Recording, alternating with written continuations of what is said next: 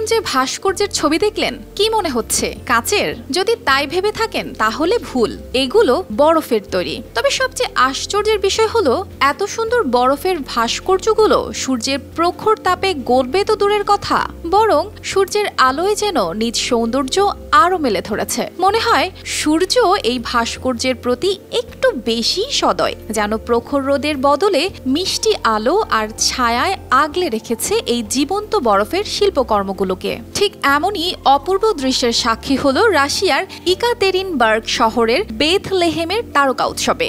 বরফ সাধারণত আমরা যা পানীয় ঠান্ডা রাখতে, বর্তমানে রূপচর্চায় বা খাবার ফ্রোজেন করতে ব্যবহার করি, তবে বরফের ব্যবহার এখন কেবল সেই সীমাবদ্ধতায় আটকে নেই। প্রাকৃতিক সৌন্দর্য বর্ধনে এটি পেয়েছে এক নতুন মাত্রা, যা আপনি এই ভিডিওতেই দেখতে পাচ্ছেন।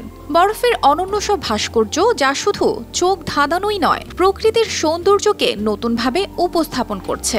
শিল্পের প্রতি ভালোবাসা আর সৃষ্টিশীলতার চমৎকার এক মেলবন্ধন।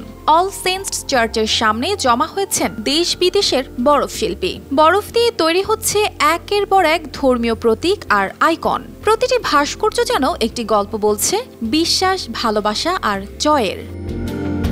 এই প্রতিযোগিতা শুধু বরফের উপর নকশা নয়, বরফ দিয়ে জীবন্ত বার্তা তুলে ধরার এক অনন্য মাধ্যম। প্রতিযোগিতায় প্রথম স্থান দখল করেছে আর্কহ্যাঙ্গেলস্কের দল তাদের ভাস্কর্য দ্য জয় অফ ভিক্টরি দিয়ে।